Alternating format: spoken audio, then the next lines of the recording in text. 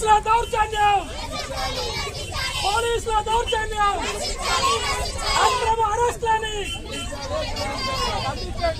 అక్రమ అరెస్ట్లని, అక్రమ అరెస్ట్లని, పోలీసుల దౌర్జన్యం, పోలీసుల దౌర్జన్యం. ఆశాలకు 18,000 ఇవ్వాలి. ఆశాల సమస్యలను అసెంబ్లీలో చర్చించాలి. సిఐటి ఆశా వర్కర్స్ యూనియన్ ఆధ్వర్యంలో శాంతియుతంగా ప్రజాస్వామ్యయుతంగా ధర్నా చేద్దామని చెప్పేసి ప్రభుత్వానికి నోటీస్ ఇచ్చినా స్పందించకుండా, పర్మిషన్ ఇవ్వకుండా ఈరోజు నిర్బంధ కాండ పెట్టింది.